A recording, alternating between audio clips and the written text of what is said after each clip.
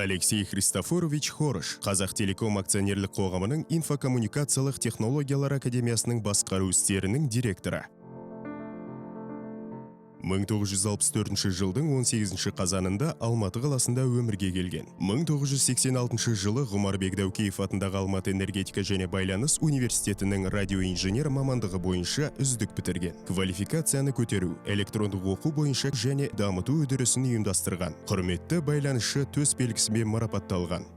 Қазіргі уақытта тапсырмалардың саны артты. Бізден көп нәрсені талап етеді. Осыған дейін өндірістік қызметкерлерді дайындаған болатынбыз. Яғни жабдықтармен жұмыс істеуді және компанияның желісінде жұмыс істейтін бағдарламалар мен өнімдерді дұрыс пайдалануды оқыттық. Сондай-ақ сатушылар біздің қызметті қалай дұрыс ұсыну керектігін үйретіп келдік. Ал негізінен өндірістік қызметкерлер мен жалпы кәсіптің мамандарын оқыттық. Қазіргі уақыттағы алғашқы міндетіміз сандық түрлендіру бойынша іске қосылу болып тұр.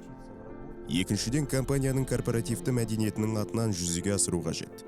Бірақ бұл үшін біз сәл басқаша жасауымыз керек. Қазір мысалы корпоративті университет құрылысының алғашқы кезеңін өткерудеміз.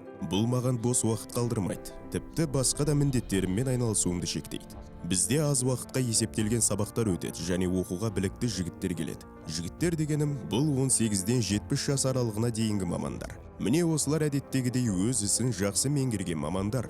Ал біздің міндетіміз оларға жетпейтін тұстарын үйрету. Қазіргі уақытта барлығы қиындай түсті. Себебі тар бейінді мамандарымыз. Әрқашан белгілі бір өзгерістер болып тұрады және ол арнайы білім алуды қажет етеді. Мысалы, адам бір жабдыққа үйренсе үздік маман атанады. Кенеттен оны басшы ретінде тағайындады. Енді оған қызметкерлермен жұмыс істеп үйрену қажет. Сондай-ақ оларды дұрыс таңдау, операциялық қаржыны реттеу секілді тағы да басқа міндеттер артылады. Бұл басшы білуі тиіс басқа да дағдылар болып есептеледі. Немесе басқаша мысал келтірейін. Маман осыған дейін ескі жабдықта жұмыс істеп үйренген, ал оған жаңасын алып келді. Түбегейлі ауыстырды. Оның жұмысы күтпеген жерден өзгеріске ұшырады. Енді оған шұғыл түрде біліктілікті арттыру қажет екендігі түсінікті.